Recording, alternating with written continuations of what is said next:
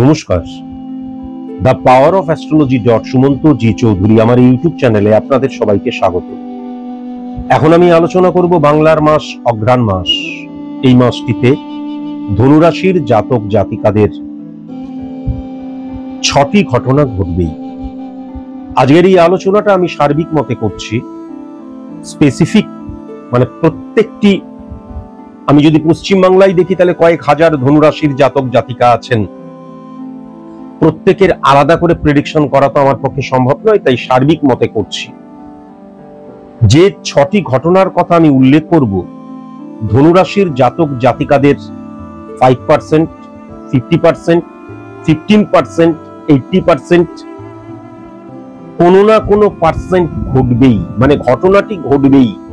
এবার আপনার ছকের মধ্যে গ্রহগত অবস্থান বা আপনি নেগেটিভ যে গ্রহ তার প্রতিকার করিয়েছেন কিনা আপনার উপর নির্ভর করছে, কিন্তু এই 6টি ঘটনা ঘটবেই।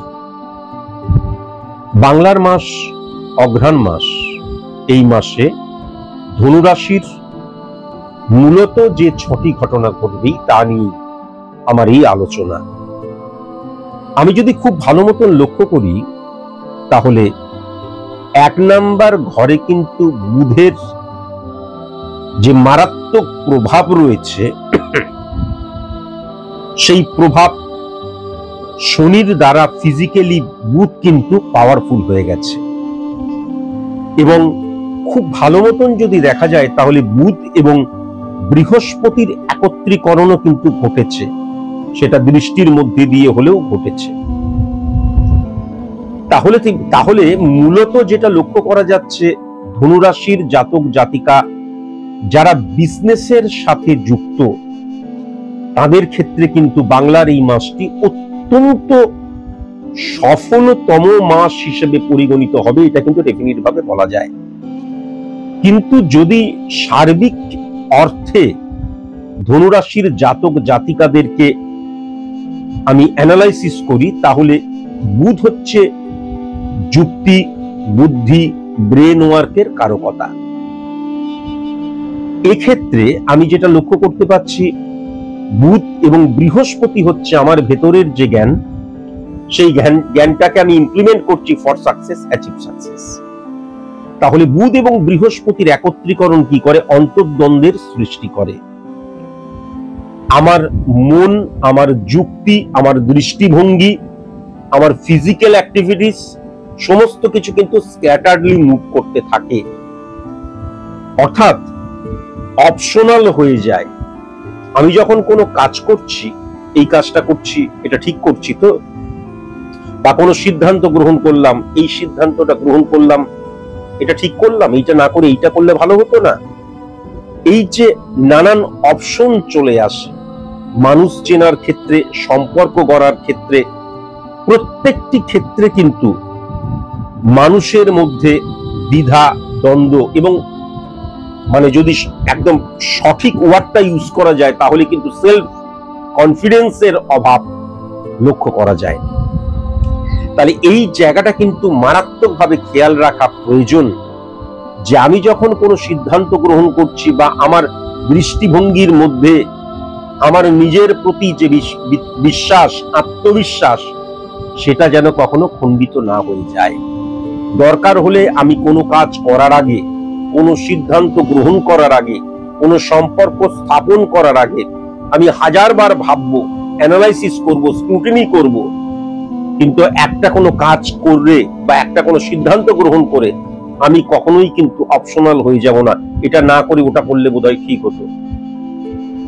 যদি এই ধরনের মানসিকতা আমার মধ্যে চলে আসে তাহলে আমার জীবনের প্রত্যেকটি ভাবে, অ্যাস্ট্রোলজিক্যাল মতে যদি 11টি ভাবকে দেখা যায়, কারণ 12 নম্বর ঘরটা ব্যয়ের স্থান বলা হয়, তাহলে এই যে 11টি ভাব, 11টি দিক, প্রত্যেকটি দিকের মধ্যে কিন্তু আমার সেলফ কনফিডেন্সের অভাব হয়ে যাবে এবং আমি কিন্তু স্ক্যাটারলি মুভ করব। সুতরাং সঠিক কাজটি সঠিক মতন একদম পরিপূর্ণভাবে কিন্তু করতে পারবো না।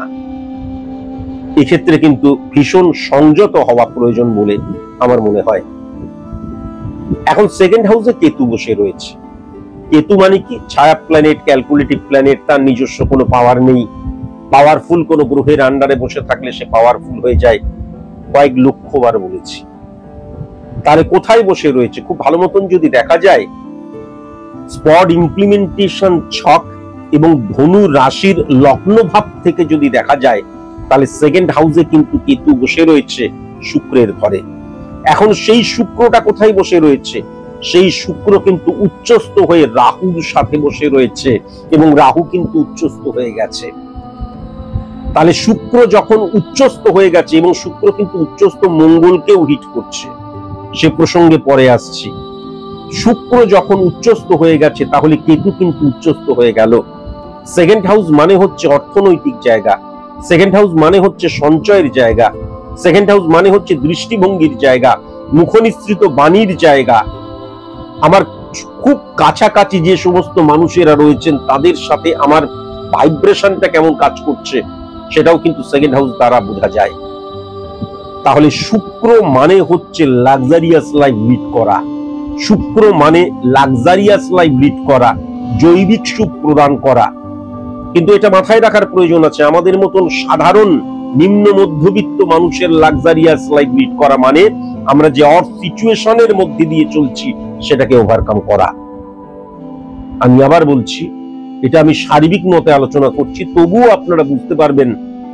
আপনারা যদি ধনুরাশির জাতক জাতিকা হন, তাহলে 5%ই হোক বা 50%ই হোক বা 80%ই হোক, আপনাদের জীবনে এই জায়গাগুলো আসবেই আসবে।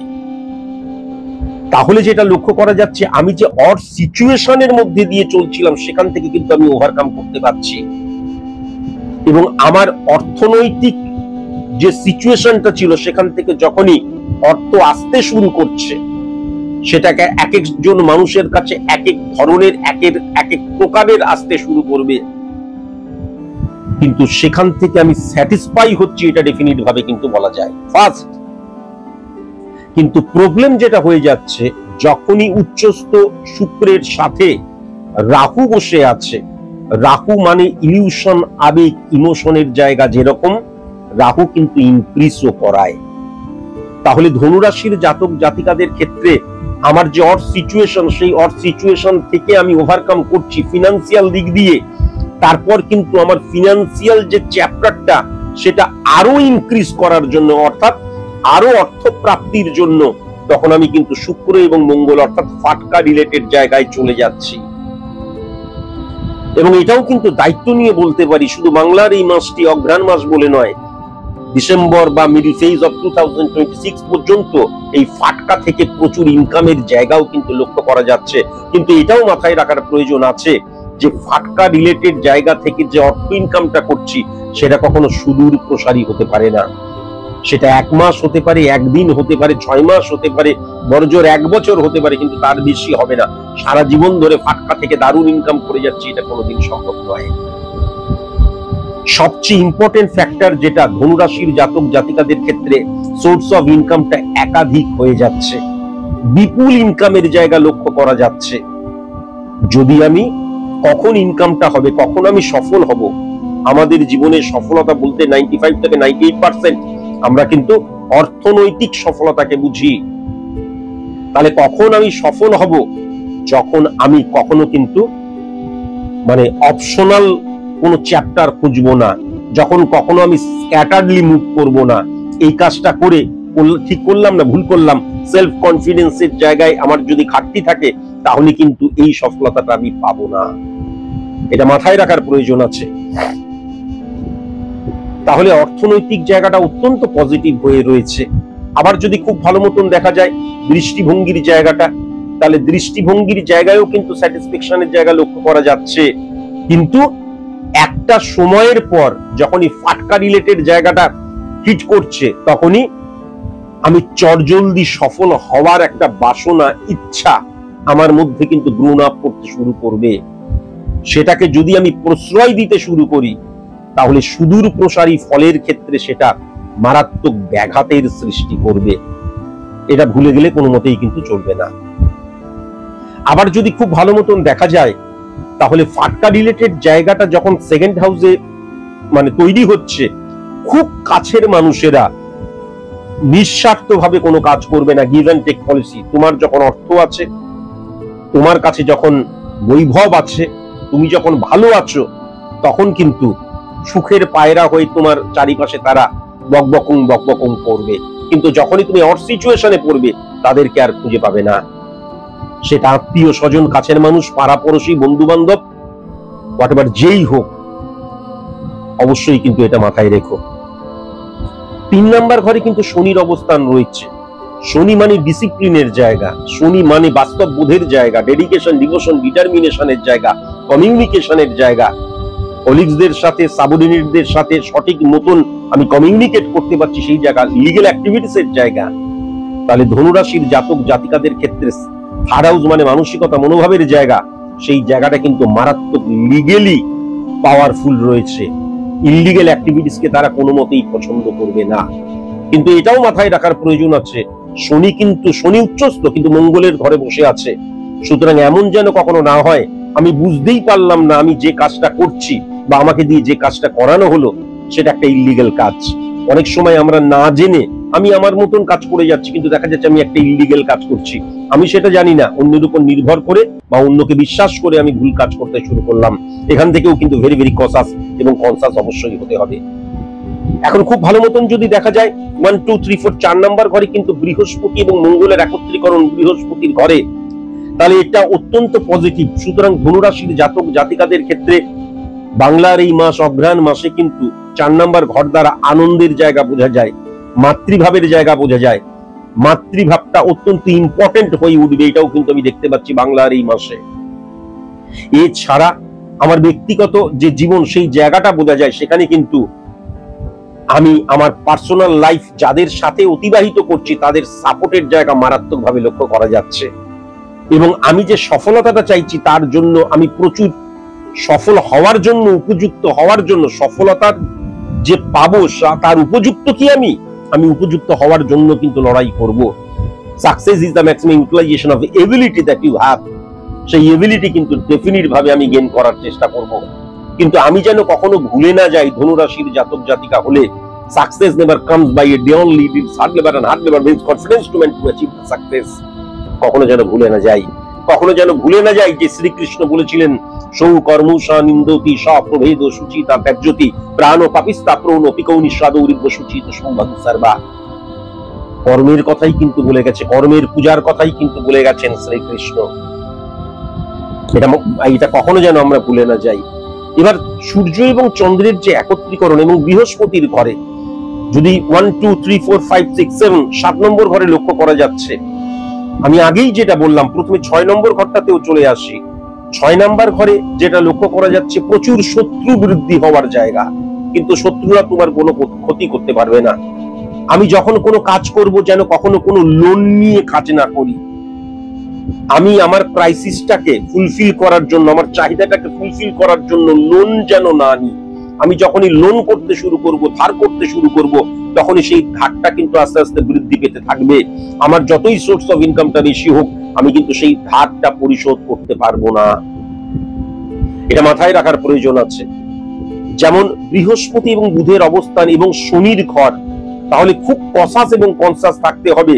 দুরারোগ্য কোনো ব্যাধি বা লেন্দি প্রসেস কোনো ব্যাধি, একটা রোগ হলো, ওষুধ খেলাম কমে গেল, তা কিন্তু লক্ষ্য করা যাচ্ছে না। এমন কোন রোগ হলো যে রোগটাকে আমি প্রশ্রয় দিলাম এবং সেই রোগটা বাড়তে শুরু করলো। কিন্তু বৃহস্পতি এবং বুধ শনির যে কম্বিনেশন, এবং শনি উচ্চস্থ, সুতরাং বৃহস্পতি শনির নেগেটিভিটি আসছে না। সুতরাং কর্মপ্রাপ্তির জায়গা, সার্ভিস হোল্ডারদের ক্ষেত্রে সার্ভিসের জায়গায় আমার যে অবস্থান সেটা ইনক্রিজ করার জায়গা, স্যাটিসফ্যাকশনের জায়গা ডেফিনিট ভাবে বোঝা যাচ্ছে।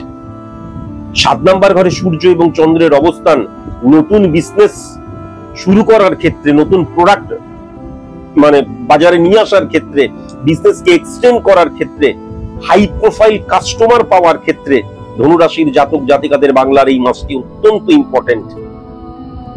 কিন্তু আমি যেটা দেখতে পাচ্ছি, ওভার কনফিডেন্ট হয়ে যাওয়ার জায়গা, লুস্টক করার জায়গা, আর্গুমেন্টে জড়িয়ে পড়ার জায়গা, এবং শত্রুতা বৃদ্ধি হবে। তারা ইচ্ছাকৃত চাগার দেওয়ার চেষ্টা করবে, আর তুমিও রেগে গিয়ে উল্টো পাল্টা লুস্টক বা স্ল্যাং ল্যাঙ্গুয়েজ ব্যবহার করতে শুরু করবে। ভেরি ভেরি কসাস এবং কনসাস কন্ট্রোল করতে হবে। কম্প্রোমাইজ প্রফেশনাল এথিক্স এর ফার্স্ট নাম। অ্যাডজাস্টমেন্ট, মানে আমাদের প্রফেশনাল এথিক্স এর ভেরি ভেরি ইম্পর্টেন্ট একটা চ্যাপ্টার। স্যাক্রিফাইস ইম্পর্টেন্ট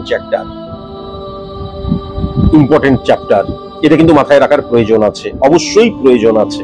যেমন আলটিমেট আমি কিন্তু দেখতে পাচ্ছি কর্মের ক্ষেত্রে 1 2 3 4 5 6 7 8 9 10, আবার যদি খুব ভালো মতন দেখা যায় তাহলে 10 নম্বর ঘরটা শনির সাথে, শনি এবং বুধের একত্রীকরণ, 10 নম্বর ঘরটা বুধের ঘর, সুতরাং শনি এবং বুধের একত্রীকরণ ডেপ নিয়ে আসে।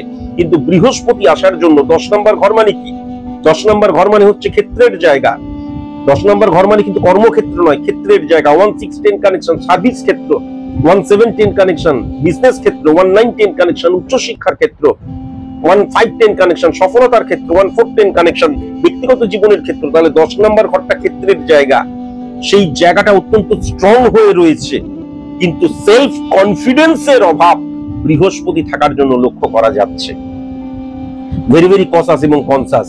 আমি আবার বলছি, শুধুমাত্র বাংলার এই মাসটিতে নয়, ডিসেম্বর বা 2026 এর মিডল ফেজ পর্যন্ত আমি যেটা লক্ষ্য করতে পারছি যে এই ধনু রাশির ফাটকা রিলেটেড জায়গা থেকে প্রচুর ইনকাম করার জায়গা লক্ষ্য করা যাচ্ছে।